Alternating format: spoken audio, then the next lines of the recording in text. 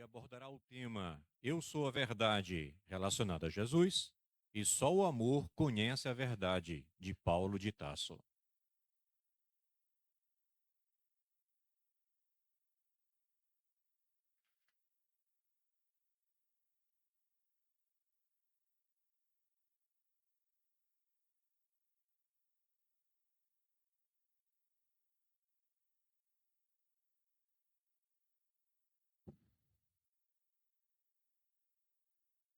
Bom dia, que a paz de Jesus, divino amigo e mestre, esteja a nos envolver, nos inspirar. Quero, antes de mais nada, agradecer a todos da ONG Caminho do Bem, do Grupo Espírita Maria Dolores, na pessoa da Silvia, uma amiga muito querida que Jesus nos trouxe. Agradecer a todos pela presença, pela paciência e cumprimentar também os amigos que estão nos acompanhando de longe, de muito longe. Aproveitando para mandar um beijo para minha namorada, Ana Cláudia, que segue nos acompanhando. E dizer que.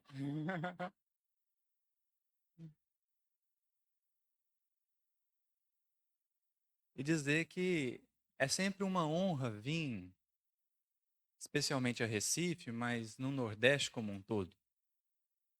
Eu fico pensando que é muito difícil para um nordestino ser arrogante. Porque esse sotaque de vocês é maravilhoso. Ele é humilde na fala. Então, eu vou ver se eu consigo negociar na encarnação que vem para ser nordestino, embora eu acredite que isso dependa de mérito e não de desejo. Porque senão todo mundo era, né?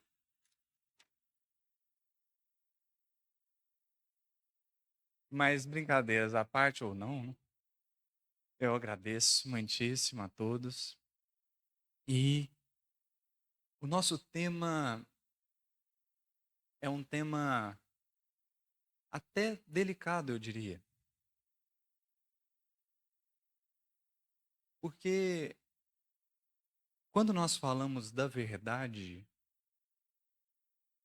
há algo curioso. Todo mundo acredita que tem. O que leva pessoas como Haroldo brincar assim: o que me assusta nos espíritas não são as dúvidas, são as certezas. Porque os espíritas muitas vezes têm certezas demais, e isso é preocupante. É preocupante porque não pode ser que um encarnado, sob o jugo da matéria, enxergue mais longe do que um espírito desencarnado de boa intenção. Por isso que, uma vez, um espírito amigo mandou uma mensagem através de uma das médiuns do nosso grupo e falou assim: meus filhos, se hoje a minha linguagem parece um pouco mais erudita, se hoje os meus raciocínios são um pouco mais coordenados, não se assustem. Quando a gente desencarna, a gente amplia a visão.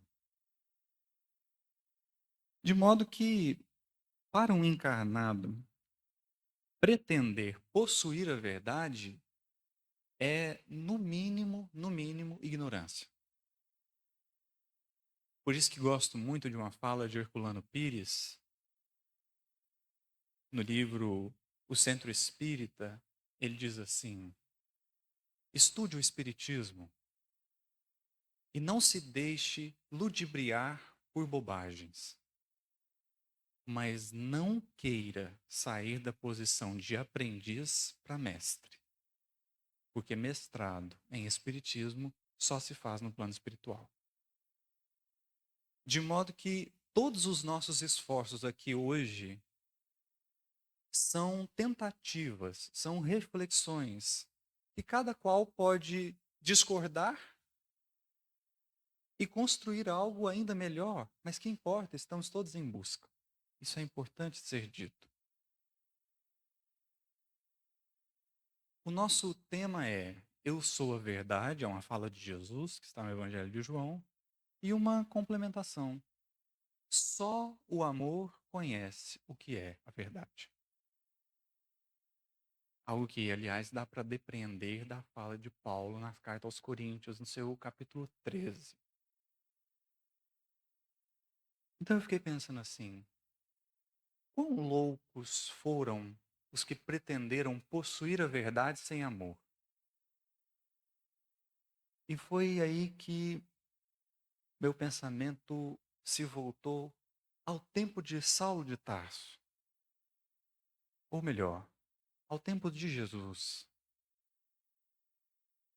E há uma fala de Jesus, quem ouviu o Café com o Espiritismo hoje, eu vou repetir, peço desculpas, mas está tão dentro do nosso tema, eu não poderia deixar. Há uma fala de Jesus no Evangelho de Mateus, que é assim: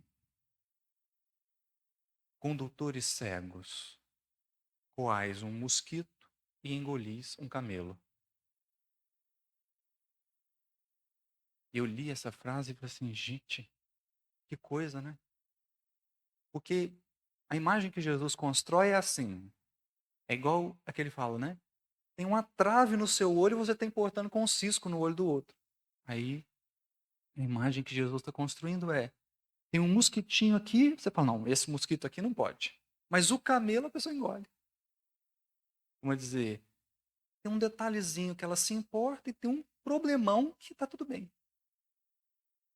Mas eu não fiquei satisfeito só com isso. Então eu fiquei me perguntando, por que Jesus usou o camelo e o mosquito? Ele poderia ter usado tanta coisa. Ele poderia ter falado de tantas maneiras diferentes, como aliás ele falou. E por que reparas tu no cisco do olho do teu irmão quando tem uma trave no teu? Mas por que ali ele usou mosquito e camelo? E aí há uma convenção, ou alguns autores vão concordar, que o aramaico era muitas vezes usado nas pregações, sobretudo quanto mais afastado você estava de Jerusalém.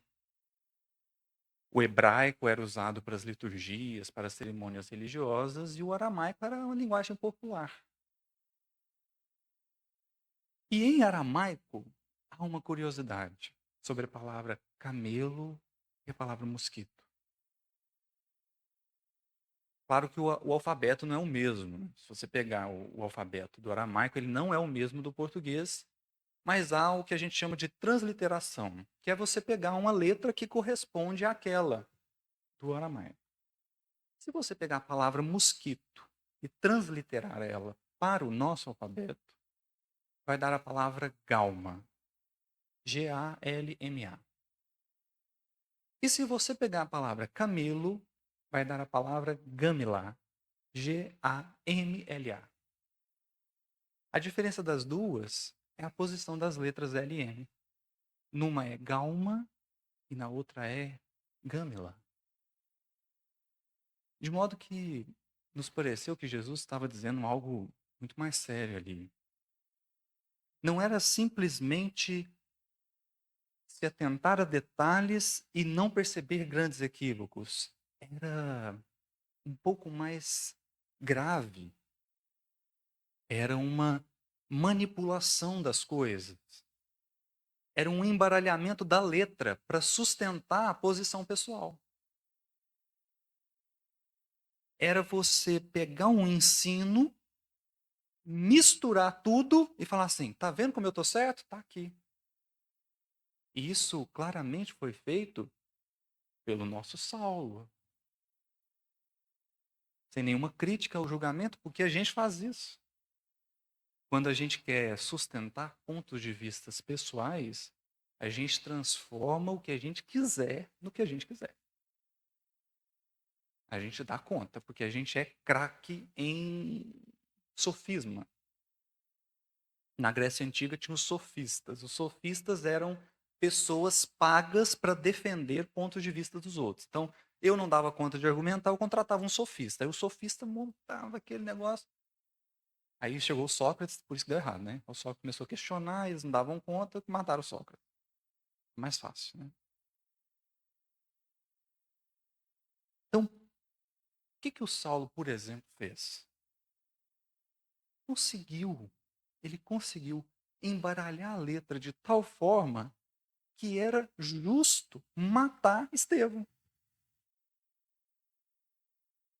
Apesar do mandamento, não matarás. Ponto. Quer coisa mais clara que isso?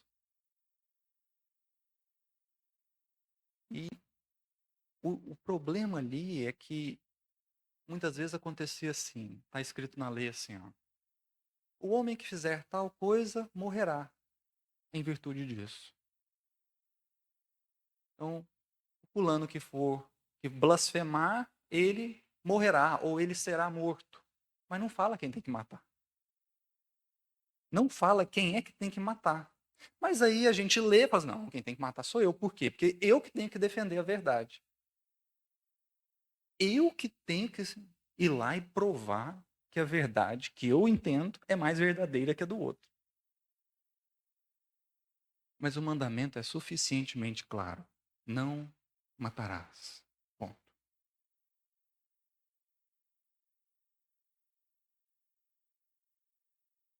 É algo que é uma lição que parece nos pedir ainda hoje um pouco mais de reflexão. Porque o que parece estar acontecendo no movimento espírita de um modo geral é assim. A pessoa lê uma mensagem e fala assim: ama o teu próximo. Ela olha e fala assim: não, mas ele usou uma palavra aqui. Poxa, mas a mensagem tá toda estruturada. Não, mas essa palavra que ele usou não está adequada. Eu falei, mas e o texto? Tá? Eu falei, não, o texto tá, mas essa palavra aqui.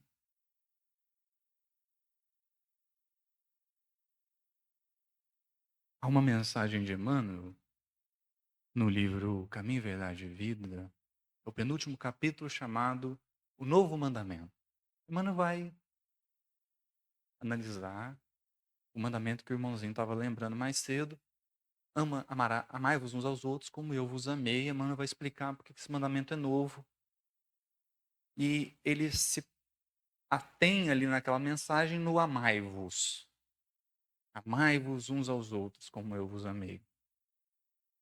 Esse amai-vos é novo, porque o mandamento anterior, que está em Levítico, capítulo 19, versículo 18, é: amarás o teu próximo como a ti mesmo. Mas Jesus mudou um pouquinho. Ele diz: amai-vos. Aí o Emmanuel vai fazer uma coisa que eu li a primeira vez e falei assim: o Emmanuel também é otimista. É igual Kardec. Eu acho que Kardec é meio otimista às vezes, né? Tem um item no livro Céu e Inferno que é assim: por que os espíritas não temem a morte? Não é uma pergunta, é uma afirmação. Eu falei, ele é meio otimista, né? Porque quem aí não teme a morte? O Emmanuel, eu acho que ele foi um pouquinho otimista e ele diz assim, que o amai-vos está dizendo de uma reciprocidade. Aí ele fala assim, nos círculos da própria fé, o cristão ama e sabe que é amado. Eu falei, ai, mano, vem cá visitar uns centros espíritas que eu conheço, você vai ver que não é bem assim, não. O cristão ama e sabe que é amado? Mas achei interessante porque Emmanuel fala da reciprocidade. Isso é um grande desafio. Porque reciprocidade no amor significa eu dou o que eu tenho e recebo o que o outro tem para dar. E aí que está o problema. Porque a gente até dá o que tem, mas espera do outro o que a gente quer que ele dê e não o que ele é capaz de dar. Por isso que dá o conflito. Não é que o outro não me ama, é que ele não me ama da maneira como eu gostaria de ser amado. Talvez ele está dando o melhor dele, mas para mim é pouco. Porque amor para mim é fazer tudo o que eu quero. Aí é o ápice do egoísmo, né? Eu sou tão egoísta que não só penso em mim, mas quero que todo mundo pense também. E esqueça de si mesmo. Eu estou dizendo isso porque no Evangelho segundo o Espiritismo, no capítulo 6, no item 5, Advento do Espírito de Verdade. O Espírito de Verdade diz assim, espíritas, amai-vos. Ou seja, ama reciprocamente. E é desafiador você dizer para pessoas do intelecto para que elas amem. Por quê?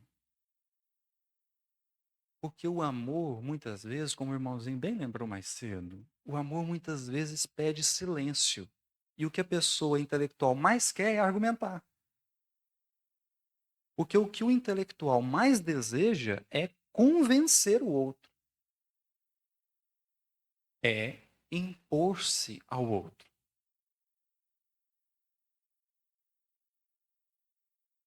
Então o Espírito da Verdade estava dando o caminho ali para nós. Espíritas, amai-vos. Porque é chegado o tempo do desenvolvimento do sentimento. Porque alguém que fique puramente nas ideias não alcança os planos mais altos. Por isso que eu gosto muito de uma obra de um filósofo alemão chamado Immanuel Kant. Talvez pelo nome, né? Immanuel. Mas ele, olha o título que ele deu para um livro dele. A religião nos limites da simples razão. E na introdução do livro, no prólogo, ele vai dizer assim: não tenta entender Deus. Deus precisa ser uma questão de fé. O que é perfeitamente lógico do ponto de vista que o absoluto não pode caber na cabeça do relativo. Como aquele caso famoso de Santo Agostinho, que andava pela praia tentando entender o Criador. E de repente ele tem uma visão de uma criança que havia aberto um buraco na areia e ela ia, enchia um baldinho de água, voltava para o buraco e colocava a água ali. Santo Agostinho aproximou, achou curioso, parou ela e perguntou assim: meu filho, o que você está fazendo? Ele falou assim: o senhor não vê? Eu vou colocar a água inteira do mar nesse buraco. Aí ele falou assim: mas você não viu que não dá? É uma diferença isso, você não reparou? A criança olhou para ele e falou assim: então por que você está querendo pôr Deus na sua cabeça? Aí sumiu. Aí ele falou: é, o relativo não comporta o absoluto. Então, a religião nos limites da simples razão. Porque a razão humana é pequena demais para compreender a grandeza do Criador. Inclusive, ouvia um podcast sobre astronomia. E aí, um dos entrevistados falou assim: é bom estudar astronomia porque você fica mais humilde. Como assim, mais humilde? Ele falou assim: a Terra não é nem o maior, nem o mais importante planeta do sistema solar. E você não precisa nem sair do sistema solar para a Terra ficar um pontinho no espaço. E aí, quando você começa a perceber os bilhões de estrelas com os trilhões de galáxias, aí a pessoa diz assim: muito se questiona se há vida fora da Terra. Porque as pessoas estão buscando, os cientistas estão buscando vida como aqui, né? Assim, muito se pergunta, e eu acredito fortemente que tenha, por uma premissa muito simples. Tudo que a gente já descobriu sobre o universo nos conta que a gente não é especial. Então, seria o planeta Terra o único? Não. A astronomia mostra a grandeza do universo, então é natural que a gente compreenda, não por uma alienação mental ou por uma falta de pensamento crítico, mas é natural que a gente compreenda que a gente não vai entender tudo. A gente não vai entender tudo. Porque se a gente tentar, talvez nós vamos fazer como os fariseus da época. Vamos aceitar o galma, vamos retirar o galma e aceitar a gâmela. Coar o mosquito, engolir o camelo. Isso é importante porque a doutrina espírita ela tem uma mensagem principal. E às vezes, nessa ânsia de compreender ou de deter a verdade, a gente se perde nessa tarefa principal. Então, eu me lembro uma vez que uma amiga chegou e falou assim: Olha, eu tentei por 2 horas convencer a minha tia, que é católica, da reencarnação. E ela não conseguiu entender. E qual que foi a dificuldade dela? Não, a dificuldade dela é que ela não compreendeu o que a pessoa que ela foi na vida X tem a ver com o que ela é hoje. Ela está olhando demais para o corpo. Ela mudou o corpo. E aí eu falei para ela assim, olha, não se preocupa com isso não, porque esse é um problema que o tempo resolve. Quantos anos ela tem? 60. Eu falei assim, mas dá mais 50 para ela. Dá mais 50, ela vai descobrir. Não é arrogância, não. É porque mais 50 anos, ela está conversando com o André Luiz cara a cara. Né? Aí o André Luiz vai explicar para ela. De modo que quem busca a verdade, ou quem busca alguma percepção da verdade, precisa transpor-se a questões que o tempo resolve. Por quê? Emmanuel tem uma mensagem que eu particularmente gosto muito,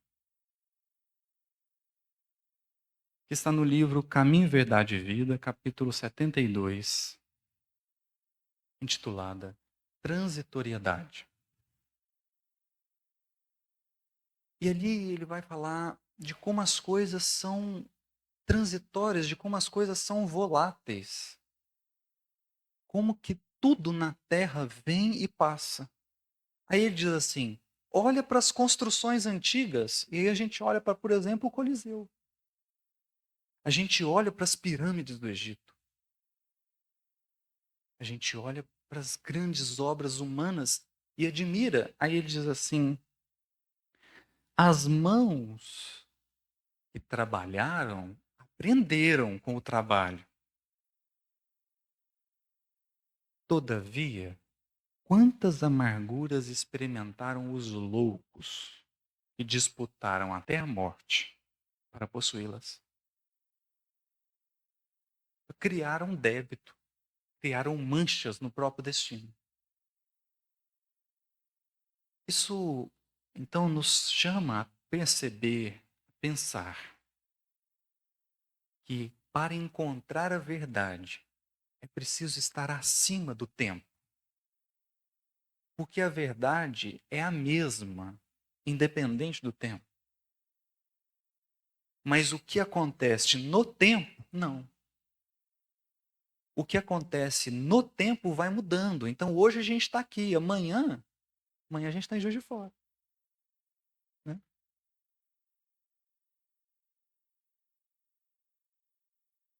Então a verdade, ela existe. Quer ela seja vista ou não. Mas mais do que existir, ela é eterna. Ela é eterna. Porque a verdade, ela vem do Criador. Ela vem do Criador. Por isso que os Espíritos vão dizer, lá no livro dos Espíritos, eles dizem assim: Deus não pode se servir da boca do mentiroso para ensinar a verdade. Por quê? Porque o mentiroso é transitório. O mentiroso, hoje ele conta uma história, amanhã ele conta outra.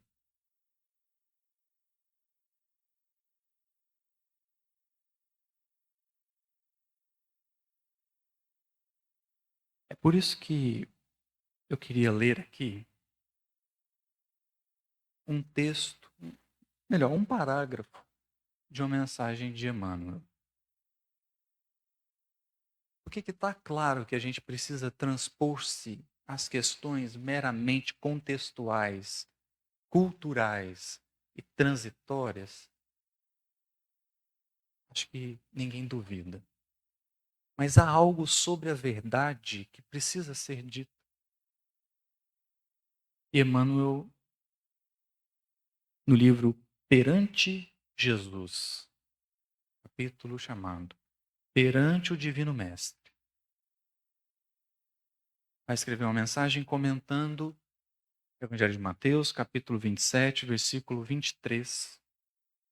Uma fala de Pilatos. Que mal fez ele? Se referindo a Jesus. Porém, cada vez mais clamavam: seja crucificado.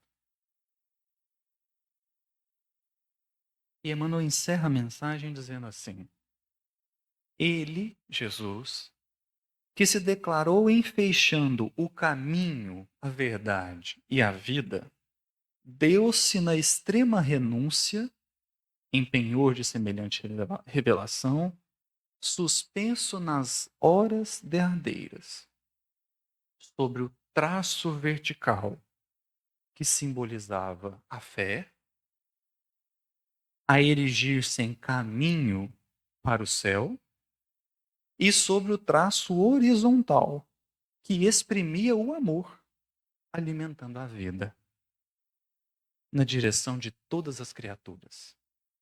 Então a fé é o caminho, é o tema do irmãozinho. A fé é o caminho para Deus, traço vertical. E o amor é a vida, porque espalha para todas as criaturas.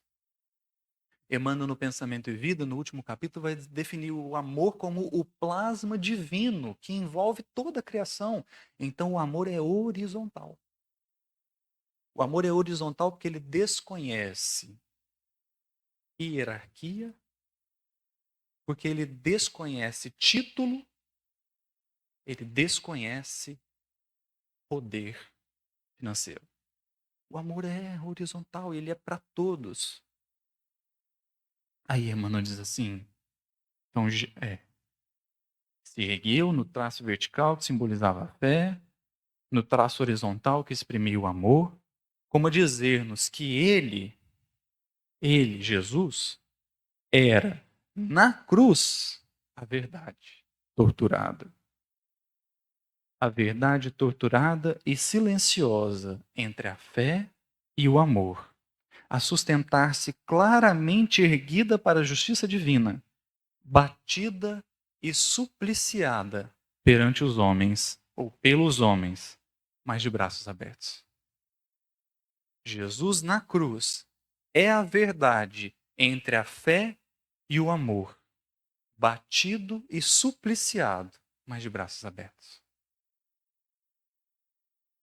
Porque nesse caráter de atemporalidade, a verdade não lida com quem você está. Jesus não se preocupou com quem Pedro estava sendo naquela hora. Porque se fosse, ele não tinha escolhido Pedro. Porque até a crucificação, o que viria depois é uma incógnita. E eu não sei vocês, mas se eu sou Jesus, eu iria para a cruz tremendo de medo. Porque foi não sei quantos anos para descer. Tem gente que fala que foi 1000. 1000 anos para descer, que seja. 30 anos de preparação. 30 anos ensinando que ninguém vai para o público sem construir em casa. 3 anos incessantes de pregações, de curas, de milagres, de ensinos, para chegar na cruz e todo mundo ir embora. Então entenda que na hora da cruz, você não tinha razão nenhuma para pensar que daria certo. Porque dos 12, um tinha suicidado. 10 foram embora, só o João. Só o João estava lá. E a gente só sabe que o João estava lá por causa do evangelho dele. Porque também é no evangelho dele que ele fala que ele é o discípulo que Jesus amava. Aí é bonito, né? Mas é menos de 10% de aproveitamento. Então não tinha razão nenhuma para você ir tranquilo para a cruz. Mas ele foi. Porque ele era a verdade. Ele não veio falar da verdade, porque a verdade não é uma coisa para você falar. A verdade não é para ser dita. A verdade é testemunhada. Porque palavra não sustenta a verdade. Palavra não sustenta a verdade. Eu não posso dizer uma coisa que as minhas ações contradizem. A minha palavra perde valor. Se eu digo para uma pessoa assim, toma mais água, e eu tô com pedra no rim. Ela fala, ah, que bonito. Toma você também, né? Já que o seu conselho é tão bom, segue. É por isso que é interessantíssimo. Isso Estevão vai ressaltar na resposta a Saulo. É interessantíssimo que Jesus tenha sido carpinteiro. Porque carpinteiro não é marceneiro. Marceneiro faz móveis. Carpinteiro faz estruturas. É diferente. Carpinteiro faz aquilo que sustenta a construção, não aquilo que popula a construção. É aquilo que dá sustentabilidade. É aquilo que mantém a construção. É por isso que a verdade não é para ser dita. A verdade não pode ou não deve ser limitada às palavras. Porque vocês já ouviram o caso do mineiro que comprou uma máquina fotográfica e foi levar para a família na fazenda? A história é assim. O mineiro, uns anos atrás, né? Porque hoje, uns anos atrás, comprou uma máquina fotográfica e foi levar os parentes da fazenda para mostrar a nova tecnologia. Aí ele chegou, convidou todo mundo. Ó, pessoal, fica aqui, colocou todo mundo assim. Vou pôr a câmera ali na cerca para tirar uma foto para vocês verem o que é foto. Aí o que ele fez? Colocou a câmera na cerca, programou o timer de 5 segundos e saiu correndo para aparecer a foto. No que ele saiu correndo, todo mundo saiu correndo junto. E aí ele não entendeu nada. Porque ele foi pra foto, todo mundo ficou louco, né? Assim, o que é isso? Tá todo mundo correndo? Ele falou, aí os parentes falaram assim, você que conhece a máquina correu? A gente que não conhece tá perdido. Brincadeiras à parte, que verdade é essa que eu tô correndo dela? Se a verdade é tão boa, por que eu tô correndo dela? A gente é tão egoísta, que o que é bom a gente aplica em nós primeiro. Então, se eu falo de um evangelho que eu não corro atrás dele, que crédito tem? Que crédito tem? É por isso que, numa mensagem chamada A Manjedoura, no livro Coletânea do Além, Emmanuel vai dizer que a manjedoura era o caminho. Por que a manjedoura é o caminho? Porque ninguém pode seguir para Deus se não se despojar do inútil. Então tem que ir só com o necessário. Manjedoura é o caminho. A exemplificação era a verdade. E o Calvário constituía a vida. Porque é isso. A verdade, ela é boa. E porque ela é boa, ela tem que ser incorporada em mim. Porque aí então, o que eu falo, o que eu atuo, o que eu exerço no mundo, não é mais produto da evolução, é consequência da evolução. Não é causa, é efeito. E é também por isso que eu particularmente acredito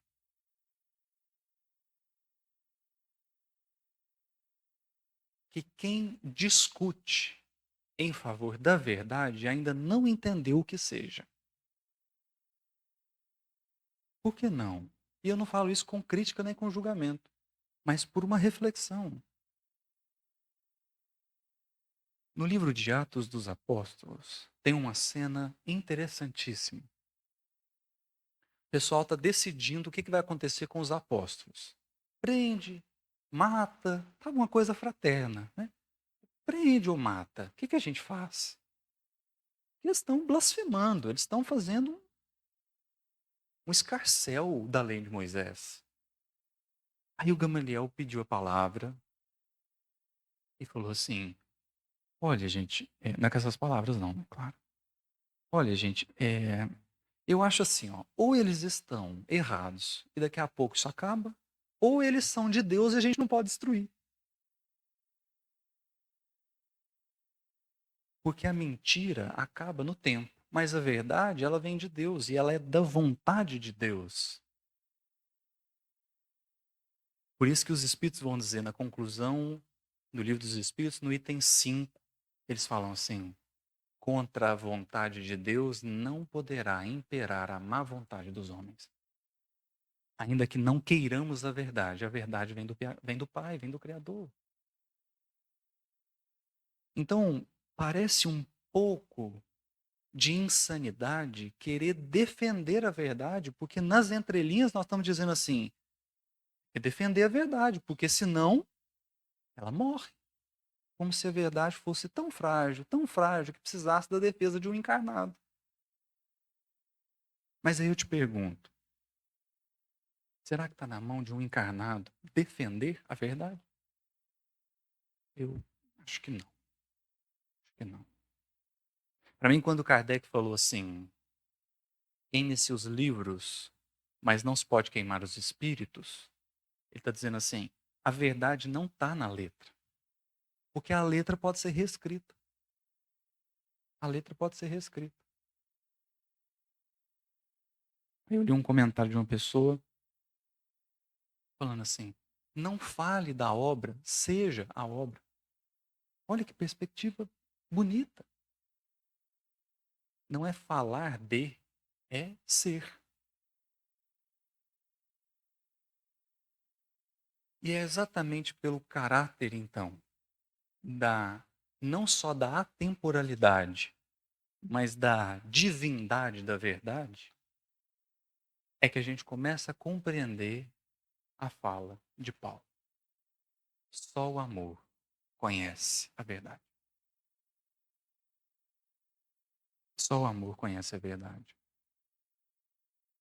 Porque o amor consegue enxergar o que os olhos não veem. Consegue entender o que a inteligência nem sonha. Porque o amor não lida com quem nós estamos agora, o amor lida com quem nós seremos. Na quinta-feira a gente pôde refletir um pouquinho sobre o filtro de barro. Que Paulo diz, né? Temos, porém, um tesouro como em vasos de barro, para que a excelência do poder seja de Deus e não nossa. E a gente pensava um pouquinho sobre o filtro de barro. Porque o filtro de barro somos nós. E a água que é colocada dentro do filtro é divina. Jesus chamou de água viva. Só que quando você compra o filtro e põe a água, sai gosto de barro. É igual a gente. Deus vai e põe amor. Mas a gente entrega egoísmo. Por quê? Porque é da nossa essência ainda. Ou pelo menos é da construção que a gente fez de si mesmo, né? Só que é curioso pensar no filtro de barro, porque quando você põe água e sai gosto de barro, você não desiste do filtro. Você não fala assim, nossa, esse filtro é horroroso, vou comprar outro, porque vai dar igual. Vai ser frustrante. Vai trocar o filtro e vai continuar com gosto de barro. Aí você percebe que você tem que pôr mais água. E mais água. E mais água. E você segue pondo água, porque você sabe que é uma questão de tempo. Até aquele filtro ser um dos melhores filtros que você pode ter. Assim o filtro, assim o espírito. Deus segue a investir na criatura, não pelo que ela faz naquele momento, mas pelo que ela será capaz de fazer dali a um tempo. Então, é pensando sobre isso que a gente compreende que só o amor pode entender ou abarcar a verdade. Porque se eu disser para você assim, se eu te fizer uma pergunta, quem você é? Então, como eu não sei falar não posso falar de ninguém, eu vou falar de mim. Se alguém me perguntar assim, quem eu sou? E eu respondesse para a pessoa assim, eu sou o Gustavo. Tá errado. Volta 150 anos e vê se eu sou o Gustavo. Ah, eu sou cientista da computação. Tá errado. Eu não sou. Tanto não sou que nessa encarnação eu posso deixar de ser, né? Ah, eu sou brasileiro. Eu sou. Não. O que a gente pode dizer que a gente é? Filho de Deus? Acho que a gente pode dizer, né? Sou filho de Deus. Posso dizer, sou espírita. E aqui também há um cuidado. Porque se o espiritismo que eu entendo está na letra, se encarnação que vem eu nascer em Marte, eu não sou espírita. Eu não sei nem se lá tem evangelho. Imagina doutrina espírita. Mas se, como Alcione, a doutrina espírita estiver em mim, eu posso ir para Plutão, que eu vou ser espírita lá. Então, eu sou espírita, eu já não sei ainda. Estou tentando ser. Estou tentando ser. Então percebe que a gente vai tirando excesso, vai tirando coisas que não nos definem. Elas apenas nos caracterizam nesse momento, mas elas não fazem parte de nós. É por isso que eu gosto de dizer que o evangelho, ele não é mudança de essência. Jesus não quer que a gente vire outra pessoa. O evangelho não é mudança de essência, o evangelho é resgate de identidade. É preciso perceber-se filho de Deus, porque tem muita gente acreditando que é encarnado, que ele é o corpo.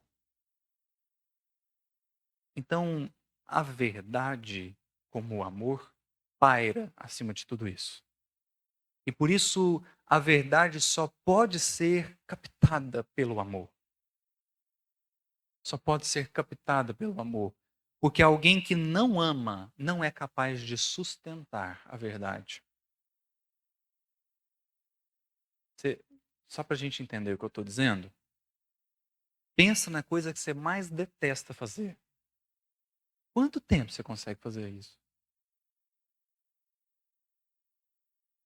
Dependendo do que for, 2 minutos, 1 minuto. E o que você ama? Você ama, você nem vê o tempo passar. Então, a verdade, ela não pode ser sustentada por alguém que não tem amor.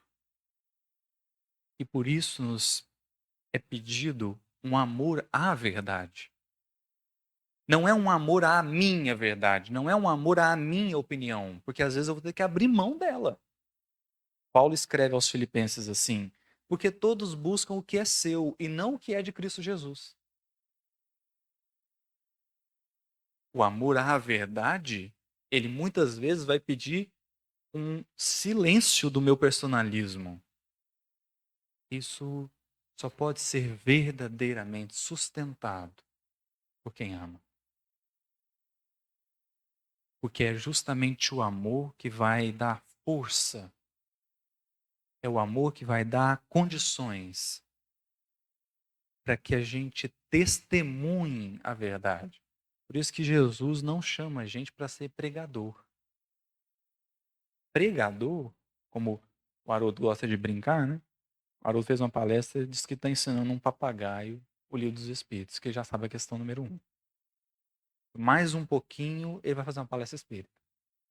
E falar de espiritismo, um gravador pode falar. Aliás, com a inteligência artificial hoje, aí que fala mesmo, né? E fala umas bobagens. A questão é testemunhar. E a gente só testemunha se a gente ver ou se a gente experimentar. Você não pode ser uma testemunha de um caso que você não viu. E você não pode ser testemunha de algo que você não experimentou. É por isso que nós achamos feliz a expressão de Emmanuel. Jesus era a verdade entre a fé, entre a fé e o amor. Porque é na junção da fé com o amor que a verdade resplandece.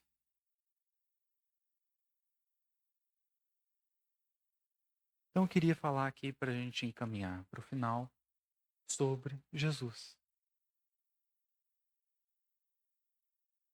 Porque Jesus,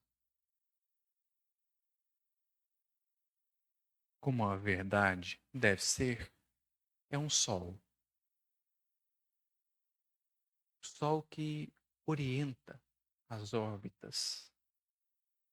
Sol que ilumina e permite a vida. O sol que concentra em si um potencial enorme, mas nem por isso se furta a ajudar quem está distante. Emmanuel vai dizer assim: o sol é sozinho, mas ele ilumina o sistema inteiro.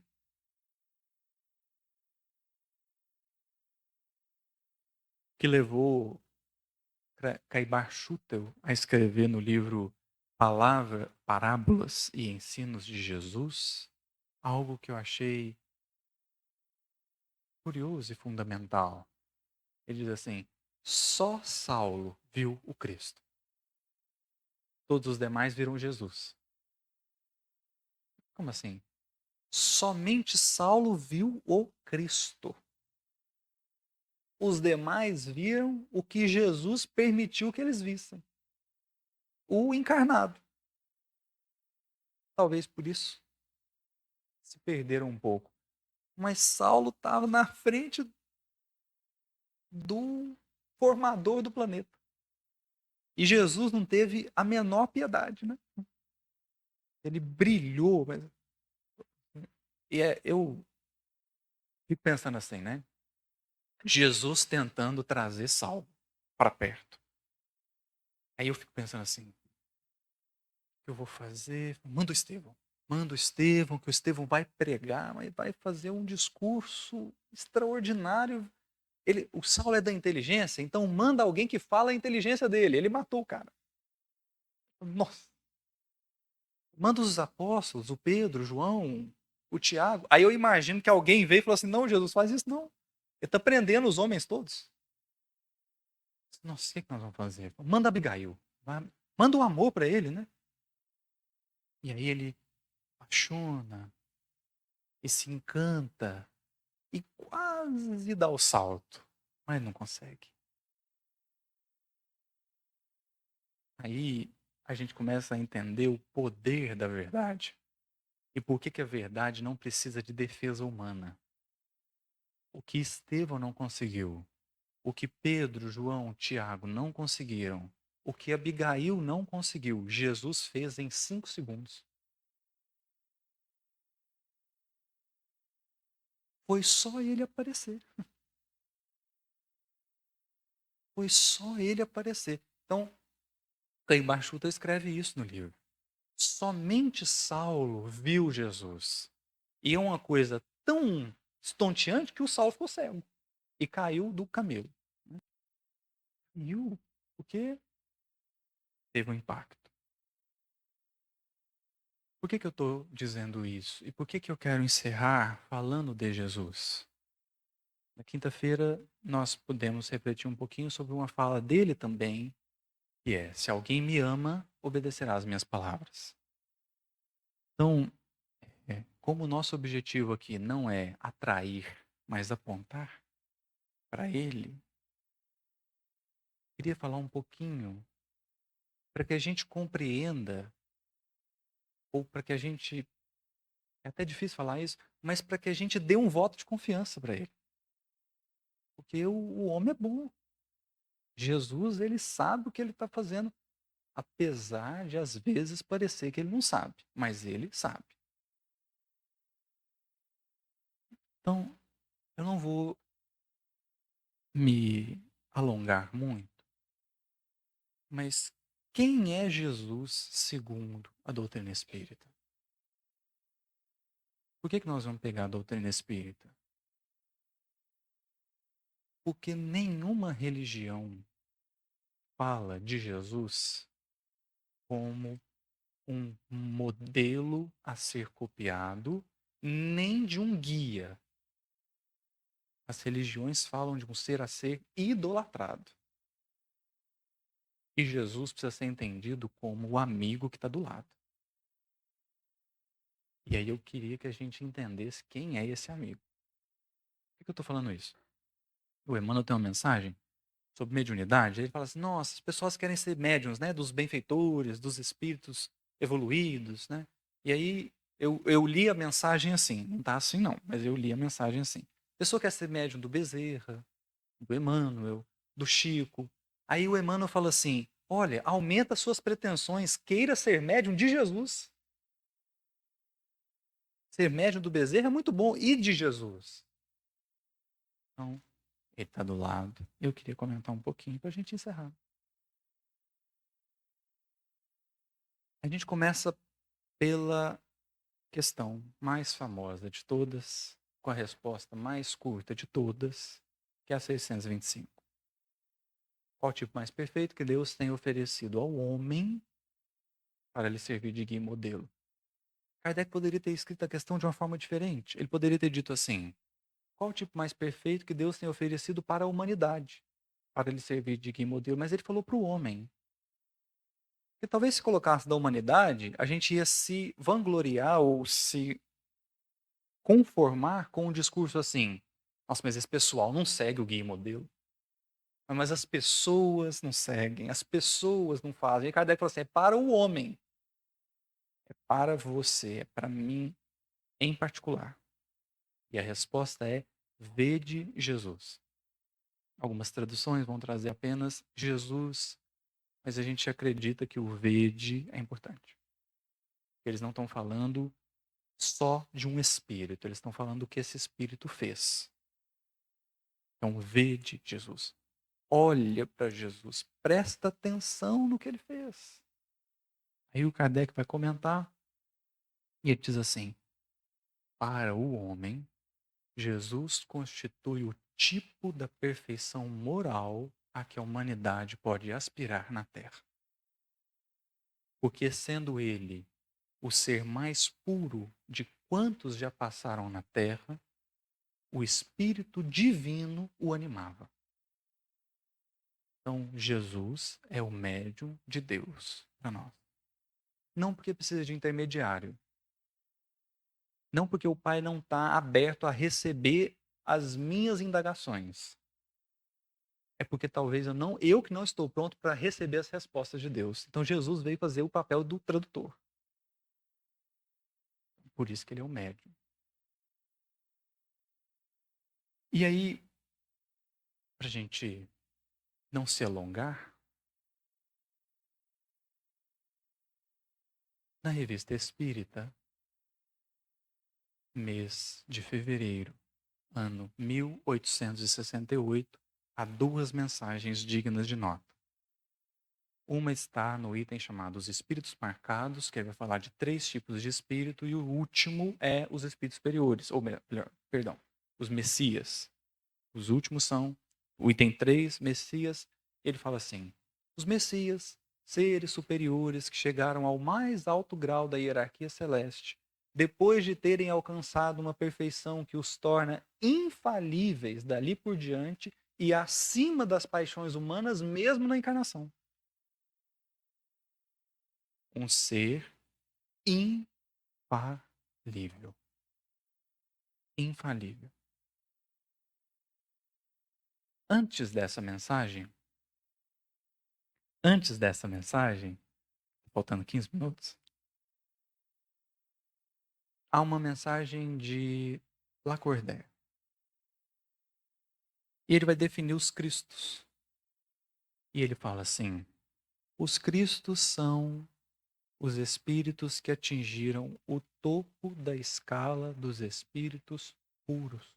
Você achou que acabava no espírito puro? O topo da escala dos espíritos puros. Por que parou no espírito puro? Você quer definir escala de espírito puro? Eu não quero, não. Você acha que seria impossível para um encarnado colocar classe nos espíritos puros? Eu não sei diferenciar nem o Chico da Alcione. Como é que eu vou diferenciar classe de espírito puro? Ainda que o Kardec tivesse feito, seria incompreensível. Topo da escala dos espíritos puros. Esse é o Cristo. E aí, esse espírito aparece para o Saulo, ele brilha na frente do Saulo, o Saulo cai do camelo, pergunta: Senhor, o que queres que eu faça? E aí é que Jesus prova a atemporalidade da verdade. Porque eu não sei vocês, mas se sou eu ali com o Saulo, eu falo assim: meu amigo, se prepare, você está perdido. O que você fez foi bobagem, né, meu filho? Mandei 5 pessoas para te ajudar, você acabou com as 5. Um você matou a pedrada, os outros você só não prendeu e matou porque o Gamaliel não deixou, e a outra você matou de desgosto. Então prepara que vem bomba. Mas uma característica da verdade é paciência. É a serenidade. A verdade não tem pressa, porque a verdade não está. A verdade é. Por que pressa? Jesus, na frente do Públio Lentulus, falou assim: você quer me seguir agora ou daqui a milênios? Não tinha terceira opção, né? Não seguir. Não tinha. É agora ou daqui a milênios. Então Jesus está muito tranquilo. Quem está com pressa é o Públio Lentulus, né? Ou deveria estar. Jesus, na frente de Saulo, entra na cidade. Calma, calma. Porque o trabalho da verdade, vai dizer Pedro, não é o trabalho de atrair, é o trabalho de converter. O Pedro fala para o Saulo assim, que aí é como o irmãozinho falou. Saulo, eu vislumbrado, claro, né, gente? Ele viu Jesus, né? Eu também ficaria, eu acho. Eu ia virar para todo mundo e falar, gente, pelo amor de Deus, vocês não sabem quem que é esse homem. Ele é incrível.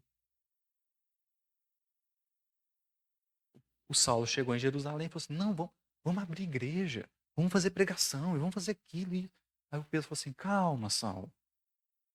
Porque depois de atrair todo mundo, você vai fazer o quê? Você não tem nada para apresentar? O que de você há de testemunho? Calma. Então Jesus, ele é sereno, porque essa questão do atropelamento das coisas é fruto do orgulho, é fruto da vaidade, que quer ser mais do que realmente é. Portanto, quando a gente pensa em Jesus, a gente não precisa pensar num ser que está apressado e desesperado. Mas é alguém que está do lado para ajudar a corrigir a rota. Porque, embora nós sejamos pessoas extremamente imediatistas e ansiosas pelo resultado, embora a gente tenha uma ânsia imensa de alcançar resultados, de ter conquistas, Jesus é o caminho. Então, eu não sei se já chegamos ou não chegamos, se já alcançamos ou não alcançamos. Pergunta fundamental não é essa. Pergunta fundamental é se a gente está no caminho, aprendendo a amar, para conhecer a verdade. Porque sem o amor, sem esse olhar mais atemporal, nós não vamos conseguir sustentar a verdade. Portanto, encerro encerro com esse pedido. Que Jesus seja para nós não a filosofia, não a investigação, não o embaralhar das letras, não o objeto de esgrima. Emmanuel fala da cruz, né? A cruz é a espada voltada de ponta cabeça. Jesus não é a esgrima. Porque o que Jesus está pedindo de nós agora é: ama, ama. Porque só quem ama pode enxergar mais longe e compreender um pouco da verdade. Eu agradeço a sua atenção, sua paciência, sua presença. Mais uma vez agradeço a todos da equipe da organização, os voluntários, que no trabalho silencioso vão se provando. Provando no seu propósito, provando na sua busca. Porque é assim que a gente vai caminhando. Às vezes a gente quer muitas provas para evoluir. Eu quero evoluir, eu quero evoluir. Aí Jesus está trazendo, às vezes, uma questãozinha do dia a dia. E é no trabalho que a gente vai aprendendo e se moldando. Muito obrigado e muita paz a todos.